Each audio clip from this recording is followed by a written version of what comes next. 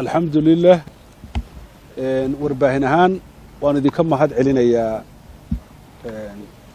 aqbalaada ay soo ajiibteen waxa kale u mahad celinayaa culimada dalka oo mawduucan ama mawduucyadan aan ka hadli doono iyaguna dhowr jeer ka hadlay waxa kale iyagana u mahad celinayaa dadka baraha bulshada ku xidhan ee hadba wixii dadka mushkiladka ah soo bandhiga ee ka hadla iyagana aad iyo aad baan uga mahad celinayaa waxaan doonayaa saaka inaan ka hadlo dhaqan xumo baryahan dambe inagu soo kordhaysa oo diinta meelka dhac ku ah oo dhaqanka ku ah oo dadnimadeena ku ah intaba ku ah marka afar qodob oo culculus yaan doonayaa maanta inaan guud maro ama ka hadlo wixii su'aala idinka muuqdana waa iga weydiin kartaan kow afartaa qodob waxay dhaceen saddexdii bilood ee u dambeeyey ee sanadkan aynu ku jiro 2019 aan ugu horraysiiye ee julaay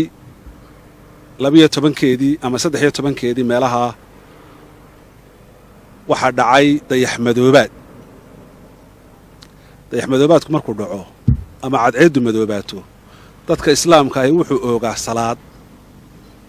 salaaddaa waxaa la yidhahdaa kusuuf marka dayaxu madoobaado qorraxdu markay madoobaatana khusuuf baa la yidhahdaa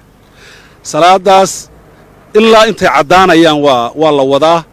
waa meelaha dareemayso in islaamku uu yahay diin loo soo diray caalamka oo dhan waayo dayaxu wuxuu ka madoobaaday adduunka oo dhan cid xil iska saartay islaamka mooyaane ma jirta markaa dhacdadaas sidii caadiga ahayd salaaddii baa la oogay anigu hargeysaan joogay salaaddii markii subaxii ayaa nin qoraal qoray twitterkuu ku qoray isagoo aad mooddo inuu cid farriin u dirayo wuxuu yidhi ninkaasi xalay hargayse lagama seexan waxaana dadka hurdadii ku suququliyey masaajidada isagoo duraya ama eedaynaya qiraa'adii iyo qur-aankii la akhriyayay ee sare loo qaadayey isagoo dhibsanaya ayaa ninkaasi wuxuu yidhi dadkii hargayse hurdala'aan baa xalay ku dhacday masaajidadaana sabab u ahaa qoraalkaasuu twitterka geliyey dadkii markiiba dareen cadho leh ayay kaga jawaabeen dadku waa dad islaama ninkii wuxuu arkay in bulshadii ka hor timi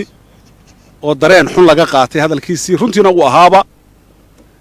dabeetana wuxuu is yidhi dhinacay bulshadu u socoto isu daad raaciyo wuxuu hi raalligelin baan bixinaya markaana uu ka sii daray wuxuu yidhi waxaan ka raalligelinayaa dadkii dhibsaday hadalkayga hadalkii aan jeediyey ama qoray dadkii dhibsaday waan ka raalligelinayaa buuri su'aal kalaa time waxa la yaad raalligelinaysaa diintaad meel kaga dhacday toobadkeen baad lahayd inaad ilaahay u noqoto weeye wax dadaho aad wax ku samaysay ma jirtee haddaad cid raalligelinayso ilaahay ku abuurtay raalligeli waxaan ku dhaafayaa ninkaas oo dhowr jeeroo horena waxyaabaha noocaasa ku kacay oo diinta meelka dhac ku ah waxaan odhan lahaa cidda qudhe aad badbaadisaa ha noqoto naftaada iyo aakhiradaada kaasi waa mid labaad baan soo qaadaya gabadh baa halkan timi maqaal bay qortay maqaalkeeda waxay uga dhigtay ciwaan hablihii quruxdooda la qariyey waxay tagtay dugsiyada nuuradiin oo aynu ognahay kaalintay waxbarashada kaga jiraan waxay aragtay hablihii wada xijaaban dabeetana twitterkay ku qortay waxay tidhi hablahaas quruxdoodii waa la qariyey waxaa lagu khasbay jalaabiib dheer oo weyn oo aanay raalli ka ahayn baa lagu khasbay waxaanan ka xumahay bay tidhi dalkaygu intuu sidaa yahay inaanu horumar gaadhayn xijaabka iyo asturaanta dumarka aayado badan oo qur'aana baa ka warramaya oo ilahay kaga warramaya suuratulaxzaab aayadda 8 ilaahay nebigu ku amraya inuu ooryihiisa hablihiisa iyo guud ahaanba dumarka muuminiinta ah uu faro xijaabka suuratu nuur oo kale aayadda 31 ilaa aayadda 60 ayaa lagaga warramaya aayado badan baa ka warramaya xijaabka inantaas waxaa u jawaabay maamulihii dugsiyadaa lahaa ninka la yahaa mahad ibraahim twitterkaa la isugu jawaabay waxa yaab leh mahad wuxuu ii sheegay markii dambe safaarada waaweyn baa soo galay buuhi arrintii oo twitterkii iigu soo hanjabay waxyaabaha ay yidhahdeen waxaa ka mid ahaa buu yidhi dadkiina hablaha daboolaya marun baa dhici doonta qaynuunka caalamigaa la soo hortaago safaaradaha reer galbeedka ay ahayn buu kuwii soo hanjabay ee qoraalka soo qora waa dhacdooyinka inagu soo badanaya bishan agost 22keedii waa tii saddexaad aan raacinayee waxaa dalka lagu soo casumay oo xarunta dhaqanku soo casuntay nin u ololeeya in raggu isfaraxumeeyo mala eray bixin kaa af soomaali kaga habbooni ma jiree dadka isku jinsiga ee isguursaday iyo waxaasay yidhaahdaane ereyga isku jinsina waxbaa lagu asturayaa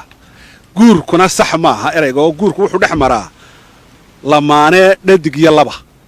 ayaa guurku dhex maraa laakiin tan waxaynu odhan karraa waa ragga isfaraxumeeya ama dumarka isfaraxumeeya ninkaasi wuxuu dhashay dalka botswana waxaa soo casumay xarunta dhaqanka filim buu soo bandhigay dad ilaa 300 oo qof gaadhayaa ka soo qayb galay waxaa la waraystay guddoomiyaha xarunta dhaqanka su-aal baa lagu weydiiyey maxaa ninkan u keenteenoo wuxuu yidhi ninkan annagu war kamaanaan hayn wuxuu ka shaqeeyo laakiin waxaanu ku soo casunnay buuggu qoray iyo filimkiisa haddana mar kaluu guddoomiyaha hadalkala sheediyo wuxuu yidhi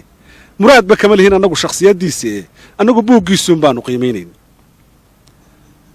waa hadal aad loogu qoslo ninkayga suuqa joogaa ninkaan ogaaday ma waxaa layga dhaadhicin karaa ninka soo casumay warba uma hayn waa arrin qosol leh twitterkiisi baa la galay oo laga soo saaray anigu waan akhriyay twitterkiisa wuxuu ku qoray oo uu leeyahay markaanu ku guulaysanay dalka yaga inaanu waddamada kale dariska yaga aana gaadhno oo booqanno ayay nala noqotay xarunta dhaqanka ma aha markii koowaad ay qof noocaasa soo casunto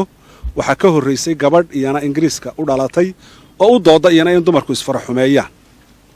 ayay keentay markaana wasaaradda awqaafta la isla tegey culimmadii magaalada iyo iyaga wuxuu codsaday inaanu waru haynin mar dambana aanay dhici doonin culimmadii goobjoog ahayd bay ga warrantay xaruntaas oo in badan laga hadlay oo shacabku aad uga qayliyay runtii iyo culimmaduba dawladdu ma raba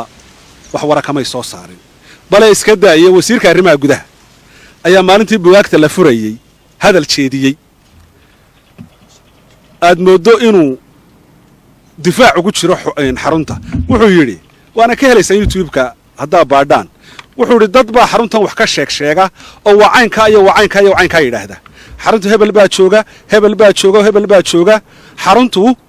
waxay ka shaqaysaa dhallinyaradana ay dhaqanka bartaa buu wasiirka arrimaha gudaha maxamed kaahin waxaanu leenahay dee xaruntu dhaqankay dadka dhallinyarada barayso dee balaans weydiino qoomaluudkiina way keentaye kaa laftiisu waa dhaqan dadka la bare bal hadda kaana iyana qorshaha lagu daro ta kale su'aalo badan oo laysoo weydiiyey aniga waxaa ka mid ahaa maxaa xarunta iyo ka dhexeeya dadkan qoomaluudka ah waa arrin iyana u baahan in laysdul taago waxaa aad u cajiiba dalka aynu dariska nahay etoobiya oo 70% ama in ka badan kiristana ayaa bari dhowta is ahdeen ku shira dadka qoomaluudka ah 2 nin bay soo direen kiniisadihii iyo shacabkiiba way kaceen dawladdu markay aragtay dareenkii dadka way joojisay shirkoodii waa laga diiday innagoo 100% islaam sheeganayna oo islaama ayaa dhexdeennii maalin walba la leeyahay waxa lagu soo casumayaa dad u ololeynaya qoomaluudnimo waxaa kalaan isweydiiyey marka ninkaasi 2 jeer buu ninkani yimi bugfeerkana uu ka soo qayb galay markan dambana wuu yimi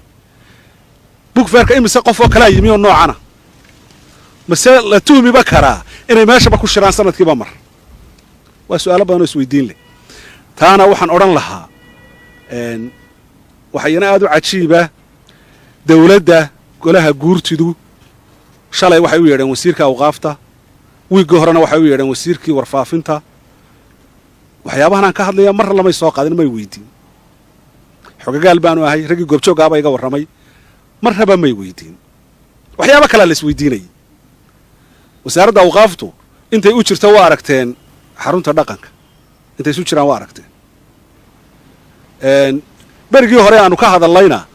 iyagaaba difaac nala galay wasaaradda awqaaftu ilaa wasiirkeeda aad moodaysa inuu difaacayo wixii aanu ka hadlaynay ayaan darooyinka jira ayay ka mid tahay ilaahayna qur-aankiisa wuxuu inoogu sheegay xumaanta haddii la iska qaban waayo ama xumaan in yari samaysay inaanay intaa ku koobnaanayn ee ay gaadhayso ama ay saamaynayso in ka badan suuratu alafaal aayadda 5 ilaahay muxuu ku leeyahay acuudu billahi min ashaydaani arajiim wattaquu fitnatan laa tusiibanna aladiina dalamuu minkum khaasa waclamuu ana allaha shadiidu alciqaab baa ilahay leeyahy inkastoo jihaadka laga soo warramaya iyo haddii islaamku fudaydsado ayaa haddana culimmadu markay fasilayaan waxay leeyihiin ka feejignaada ama ka baqda ama ka digtoonaada fidmo iyo masiibo aan ku koobnaanayn intii samaysay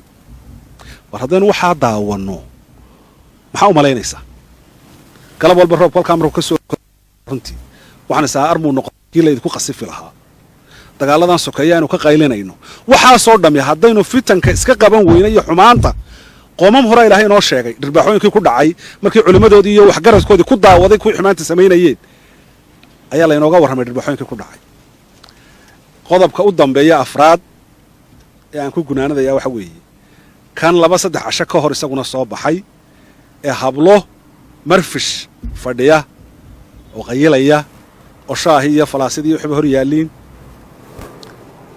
ayaa saxaafadda la soo geliyey dadkii su'aalo badan bay keeneen iyagoo isdiidsiinaya qaar waxay leeyihin tv-gaa khaldanee ha la xidho qaar waxay leeyihin war maye xumaanteenniyunbuu soo bandhigaye ma khaldana qaar waxay leeyihin waxan waa wax la sameeyey wax jiraba maaha laakiin isu soo ururi fallaadhi gilgilasho kaagama go'da baa leeyihi dhinac markaad ka eegto dee habluhu lalaba yaabi maayo waxa raggu samaynayo dee dumarkaaga iyo carruurtaaduna khasab way samaynayaan marka waxaan ku soo ururin lahaa wixii su'aalaana hadday weydiinaysaan waa idiin furan tahay tix gabaya ayaan kaga baxaya anigu oo wakhti hore aan tiriyey laakiin mawduucyadan la xidhiidha waxay leedahay abeer ninka raadin jiray adeentida waa yaqaan markii arah loo tartamay af iyo 2 daantasheen addoomba addoon waxbiday kashana laga sii arraday asoolka markay janteen naftii uskag raaciyeen qof iyo aashii hadleen bulshada amar baa ku dhacay ugaadh diday bay noqdeen sibay u asqaysan yihiin rajiya amal baan lahayn ayaankuna hiilin waah waxay ummaduhu dumaan akhlaaqda markay lunshaan adduunka nin qooqayow ayaamo kalaa jiree ammaanada haysa siin ilaah waa laga baqaa aayaha waa loo tudhaa fircoon uubtuu ku dhacay ulbaa layskaga dayaa naftuna edab bay rabtaa wasalaamu calaykum